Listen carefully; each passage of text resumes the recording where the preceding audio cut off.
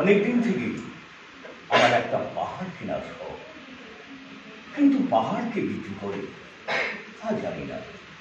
যদি তার দেখা পেতাম, দামের জন্য আটকাবে না।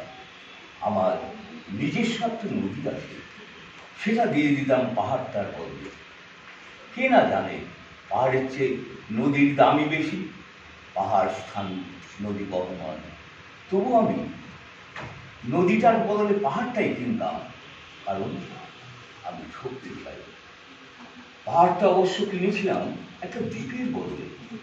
ছেলেবেলায় বেশ ছোট্ট খাট্ট ছিমছাম আমার একটা দ্বীপ ছিল, সেখানে অসংখ্য প্রজাপতি। শৈশবে দ্বীপটি ছিল আমার বড় প্রিয়।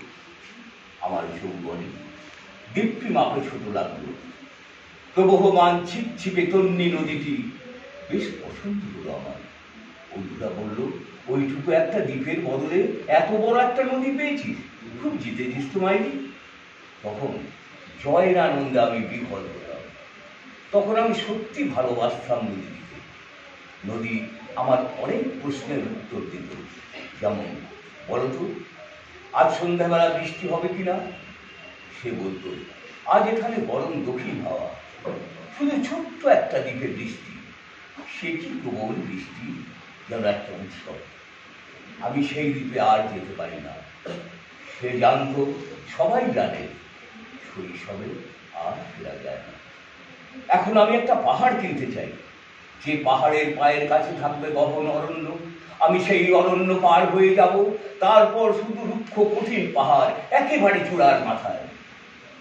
খুব কাছেই আকাশ, পৃথিবী খোলা পৃথিবী, চলাচলে তীব্র নির্জনতা। সেখানে আমার কণ্ঠস্বর কেউ শুনতে পাবে না। আমি ঈশ্বর বিশ্বাসী নই, তিনি আমার মাথার কাছে এসে ঝুঁকে দাঁড়াবেন না।